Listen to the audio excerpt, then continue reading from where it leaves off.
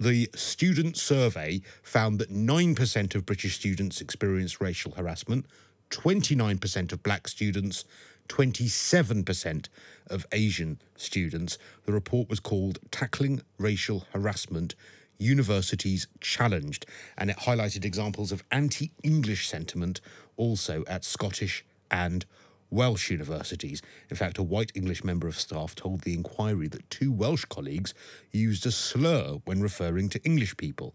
She was speaking in English and changed to Welsh for that word, thinking I wouldn't understand. I've never come across so much racism as when I moved to Wales. Well, Pavita Cooper is a commissioner at the Equality and Human Rights Commission and joins us live on the line. Morning to you, Pavita. Good morning, Cristo. Thanks for taking the time to talk to us this morning.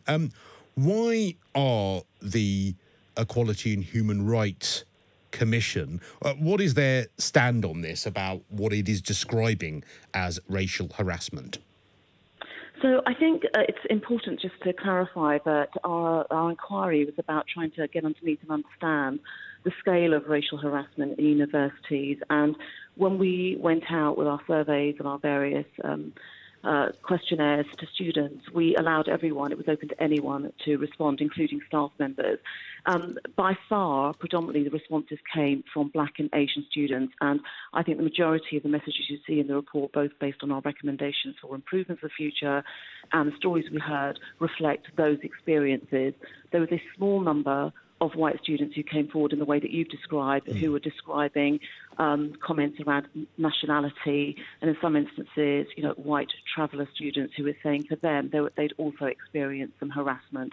But the core of this report is about the experiences of black and Asian students, who are the ones who are telling us what it was like for them today, still in this day and age, in terms of the scale of harassment they're facing. So as authors of the report, obviously, as you just outlined, you included the experiences of white British students, yes, as well as the experiences, as you rightly say, of black students, of Asian students, of all different kinds of ethnic minorities that may experience some sort of prejudice. What's your reaction to the academics and student leaders that think that you are wrong to include white British students in your report? Well, firstly, I think it's disappointing because I think we collectively have to recognise there is an issue, and I think picking out one small element of the report, I think, takes away from the important messages that are coming out around the scale, the widespread nature of racism that still exists. And we've also had very positive responses from Universities UK and the Russell Group representative, absolutely supporting our findings and saying that they are 100% on board and want to lead the work to tackle this. So I think we've equally got support from representative universities saying that they want to work with us to tackle this. Because I think a lot of people will be quite surprised by the figure that 9% of white British students have experienced racial harassment. To me, that seems like quite a high number for a group you wouldn't normally expect to get any kind of negative racial abuse. How do you think, though, that other students who are perhaps from black and Asian minority backgrounds, how do you think they're going to feel seeing, arguably, the majority group who have perpetuated racism against them throughout history being included in a report about the very prejudice they faced over their lives? Well, I think the really important thing is that, as I said already, the majority of this report focuses on the large numbers of respondents who were from black and Asian communities, and our recommendations and all our work in the future is about how can we address and make universities a better place for them. However, I think you have to recognise that even if a small proportion of white people are saying this was their real lived experience, providing a culture where equality means everyone is treated the same and fairly and nobody is discriminated against means you have to include everybody. We can't say we want equality just for one group and we only want one group of people not to be discriminated against. If you're going to improve the cultures in university, which is effectively what we're trying to do, you have to include everybody's experiences. Now, of course, 29% of black students and 27% of Asian students say that they have experienced racial harassment, which is obviously a completely unacceptable figure. What recommendations are your commission making to make universities tackle this problem? So the first thing we want to do is we want universities to recognise that racial harassment is widespread. And I think our data showed that there was a gap between what universities perceived was happening around the scale of racial harassment and this has played out in the low-level numbers of people actually reporting what's happened to them. So I think they assume with the low levels of reporting that the problem doesn't exist. And actually what we've been able to shine a light on is that it's much more widespread than universities think. I think the other thing, this is about culture in universities. So we're looking for university leaders to really step up and spearhead a zero-tolerance approach to racial harassment. So everyone understands there are serious consequences and it's just not an acceptable part of university life. And, of course, better reporting. So if they were analysing patterns, they'd be more aware of whether they had an issue or not. And the most important thing is going to be prompt, rigorous, independent procedures so that everyone has faith in them, because the low levels of reporting are really rooted in the fact that young students don't believe that anyone's going to do anything about it. And in some instances, we found examples of university procedures that said in the first instance, if you have an issue, go to your tutor. Well, in many instances, it was that tutor perpetuating the acts of discrimination and racism. So you need to have much more transparent and comprehensive systems so that people can believe that if they report something's actually going to happen, there will be some redress. However, Heidi Mirza, who is a visiting professor of race, faith and culture at Goldsmiths, they've criticised your inclusion of anti-British sentiment in your report. Also, Fope Olalei, who is the Black Students Officer at the National Union of Students, I don't think I've pronounced her name correctly, but her comments are on Twitter that she had to explain in excruciating detail that anti-white prejudice should have no place in a report on racial harassment, bearing in mind the figures being much greater for Black and Asian students and the problem being a much greater problem for them. Do you worry that perhaps by including anti-white sentiment in your report, you're actually doing the real victims of racism a disservice? Because certainly these commentators seem to think you are. No, I don't think we're doing them a disservice because, again, I think as the national equality body, it's really important that our report was reflective and an accurate reflection of what people are experiencing in universities today. And I go back to the overarching message here is that the issue of racism in universities is far greater than anyone anticipated, particularly the universities themselves. And we recognise and very much understand that the majority of those students are Black and Asian students, and that's what we want to focus our work with universities to make improvements. You wouldn't think that university was a place where there would be much prejudice at all, really, would you? Well, you'd hope not. As an institution of education, you'd hope they'd hold themselves to higher standards. But I think this speaks to culture. It speaks to, small acts of everyday microaggression where people described language, name-calling, use of materials in classes, and that when students went to try and complain, the responses from more senior leaders in the university often were just throwaway remarks like, well, what do you expect? That's his personality. We expect him to behave in that way. A low level of tolerance, effectively, which I'd argue that in the corporate world, in business, has been eradicated over a greater education and awareness over time. And it still exists, but it's much more less acceptable in large organisations to go around speaking like that. I think it just shows quite an outdated way of working and thinking in universities. Just one final question, because I'm seeing this more and more at the moment, that obviously it's great that we are making strides towards a better life for everyone, a better society, a more equal society, and trying to eradicate any prejudice. But again, what I think you're facing at the moment with this criticism regarding anti-British sentiment being put in this report, I think this is being mirrored in a lot of different debates about equality at the moment, and that is that it seems to me that rather than everyone being against racism or everyone being against repression of the LGBT community, there seems to be an awful lot of infighting within those communities now about almost whose prejudice is worse, whether it be a racial prejudice and people being annoyed that white people are being included. You'll have probably seen in the last 24 hours there is a new equality group who have been who were founded by some of the previous founders of Stonewall. They want to exclude trans from the LGBT debate because they're saying that the trans debate isn't compatible with the LGB debate. You've also got, as we've seen in Birmingham over the last few months, obviously people of the Islamic faith and a few other faiths as well, who obviously deserve to live in total equality with everyone else, but also fighting against the LGBT community. I mean, what's the solution to all of this infighting within these communities all looking for equality? Well, I think we have to come back to the primary goal, which is if we're trying to build, a country, a nation, organisations, universities, institutions that are truly equal. This is about identifying what it feels like to be different or other. So if you have a homogenous group, whoever that is, and you're a small part of minority that looks or feels different, and as a result you are either discriminated or excluded, what we're trying to do is fix that. And so I agree with you that the infighting and the sort of trying to create a hierarchy of my difference is greater than yours is unhelpful, because any group that's excluded, any individual that's excluded, is being marginalised and not being given an equal opportunity, and that's what we're trying to prevent and work against. Let's go to Paul, who's in Hertfordshire to start with. Morning, Paul. Good morning. So what do you make of this? Hi, what do you make of this criticism of the Equalities and Human Rights Commission for including anti-white racism on a report on all forms of racism? Well, I agree entirely with what you're saying, that this is absolute madness. I've got two boys who one still at university and one just finished, British, white.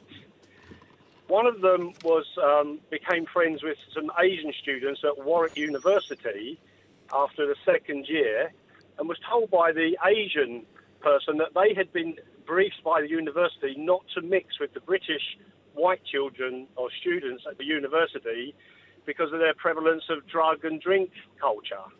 And he only found this out 2 years into it. So that was actually an example of Warwick briefing people coming to the country who should be... Okay, I mean, I just need to be, whilst I don't doubt what you're genuine in what you're saying. Obviously, Warwick University aren't here to defend themselves, and they may have particular reasons why they have apparently said what they have said. But I absolutely get what you're saying. The sentiment is that your son, did you say, have experienced anti-British prejudice?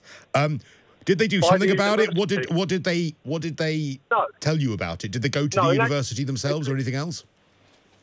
No, and Chris, so that's my second point, is that when they came to us, we wouldn't report it. So you may end up with the figures for racism towards, or let's say exclusion of British opinions, maybe that people aren't reporting it. The second boy applied for an internship with a large high street retailer and was told that he couldn't apply for the marketing internship because he was British, that he had to be of a minority group. And the reason we checked this is on the first level of application, we didn't tick the boxes to talk about his ethnicity. We actually have a 6% African DNA profile in the family, but we consider ourselves British, Irish British. But in the case of this retailer, I don't know if you're allowed to say... let's not for the time being. Fair enough. Okay, so this large retailer said that he could not apply for an internship and be, assessed on his merits or otherwise, because it wasn't open to people with his profile. Now, there are two examples of two university kids, one's still in uni at the moment, one has now finished and gone on to do a master's. But we said to them at the time, there's no point in reporting that. So the two final points I would just make is, one, are the British kids that are being interviewed on this actually bothering to report it or seeing it that way? I do think the ethnic minority groups get a worse time of it. That's my instinct. But I think there's underreporting, and I think you can't exclude certain groups because that's the kind of madness that the snowflake society is going to push ever so more. Let's go to Tony, who's in Epsom. Morning to you, Tony. Good morning, Cristo. How are you? Fine, thank you. Well, I'm a bit infuriated by this report, and it reminds me of a story, Tony. A few a year or two ago, and there was a model who is also a trans activist. I'm not going to name her because she absolutely loves the publicity that this kind of comment gives her. But she went on a national television morning show a year or two ago, and after a Facebook post saying that all white people are racist. That was her post. All white people are racist. She is a black trans woman.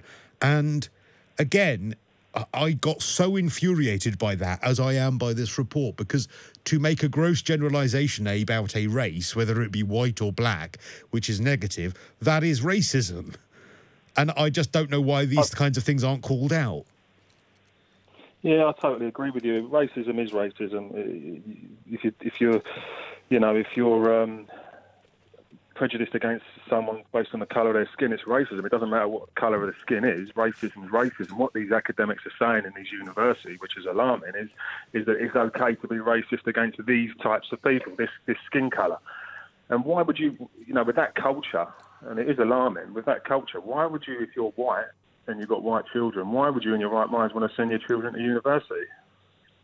Well, I guess the argument that they're making is that people, and I think it's a fair comment to say that people who are from black and other ethnic minorities, they have been the victims of racism, mainly perpetuated by white people for time immemorial. I mean, that has been a fact for many, many decades, years, centuries. Now, things are changing, things are better, and I'm really heartened that on a lot of Facebook posts and a lot of things you see on social media, there are lots of people that challenge racism now, and I think that's a really, really great thing.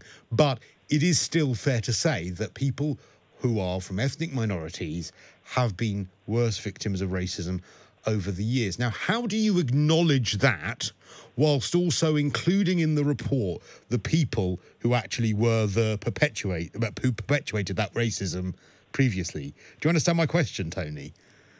Absolutely. I mean, racism, it needs to be stamped out everywhere. Anyone who's been the victim of it, they need to be taken seriously, and the perpetrators need to be dealt with. But more racism isn't the answer. Less racism is the answer. But if you or I, Tony, because we are, I presume you are someone who's white yourself, Tony.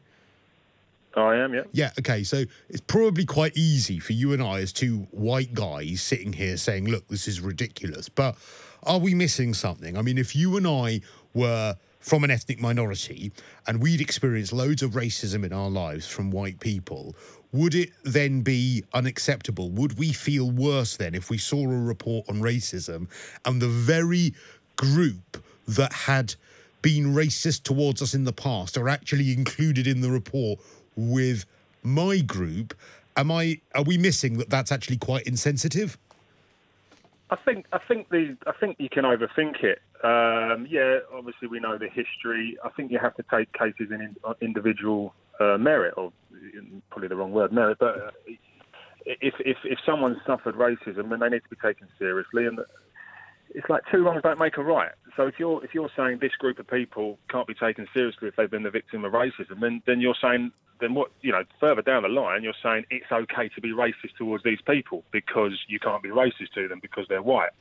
So it's like then it becomes cool, not cool, but it's okay. You're giving it a pass to be racist to white people based on the colour of their skin. But there are a lot of people, Tony, that would say, well, look, hang on, now suddenly white people care about racism, now they're included in the report. Where were you caring about racism before? I mean, would you see that point or not?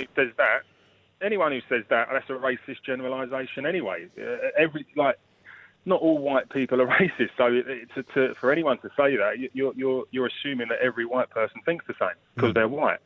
Not everyone thinks the same. So, you have to deal with racism as it comes. I don't think we just drag back in the past all the time. We need to move forward, and racism has to be a bad thing for everybody. Tony's in Hull. Maybe you can shed some light on this for me, Tony. Afternoon to you.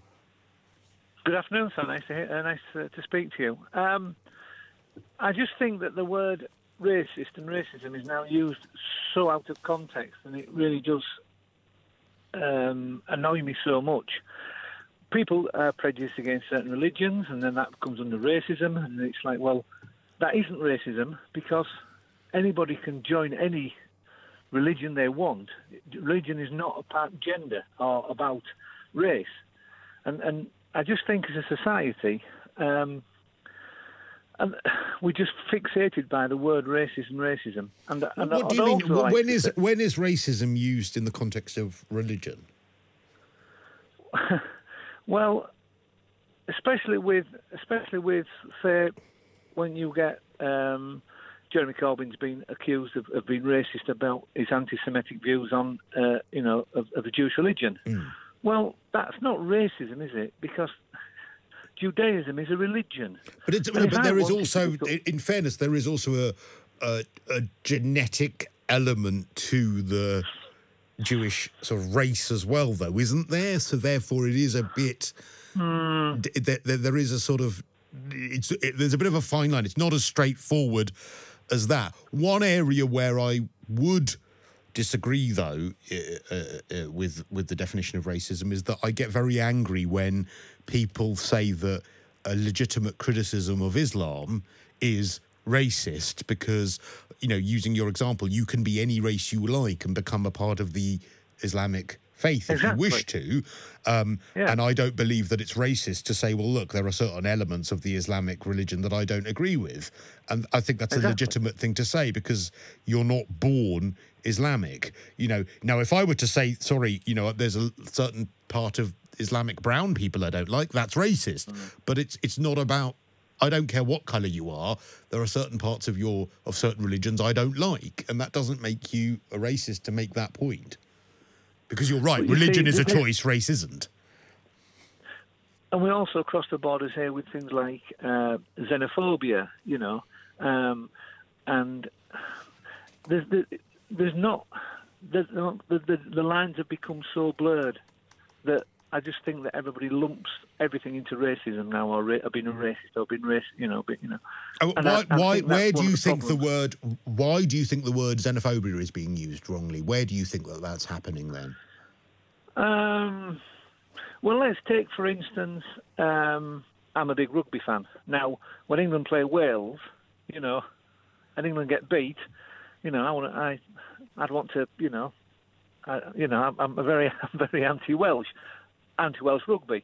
But that's not racism. That's just I suppose maybe it's been xenophobic in some respects because at that moment in time, we've been beaten by the Welsh, and it's very antagonistic. I don't know whether I would. I mean, do you hate the Welsh normally? No. Well, then I don't think that's xenophobic. I mean, I after various World Cup games, I've hated Argentina, for instance, but then that's only been because they beat us at football and I hated them for 20 minutes. And, I don't actually, I don't really hate Argentina. I don't hate any Argentinians, but you just, for that moment, you get caught up and you're annoyed that you lost. I think if you're called xenophobic in that instance, then I agree. I think that's ridiculous because you're just supporting your team and you don't like the opposition. But this is where this is how I feel is that the lines have become so blurred now because everybody jumps on this thing of saying it's racist, and it clearly, and I do support your point. If you're going to have studies into racism, everybody's got to be included in it, hasn't they? Because, Well, unfortunately, racism against white people, although it's on no way in, I don't think anyone's saying it's on the scale of ethnic minorities, but it exists. No, like I said, there was a crime just a couple of weeks ago. The guy was sentenced, I think, yesterday or the day before, where he actually used a racial slur against a white person whilst chopping his hand off. And, that part of the story, I just remember being struck by how buried in the story that piece of abuse was, when I think it would be fair to say that if it was, if it was the other way round and if it was white people attacking someone from an ethnic minority, it would be a far greater part of the story, or even any other minority. If it was gay people being attacked by homophobes, I believe that would be the headline. But if a white person is attacked for their race, it doesn't make the headline. It's sort of somewhere deep inside the article. And I think that in order to solve the problem, which is ultimately what people want to do, we need to acknowledge that the problem's there. It happened to me on a holiday in the Caribbean. It happened to me. I was racially abused by a guy in the Caribbean. Right, and how did that kind of make you feel that happened?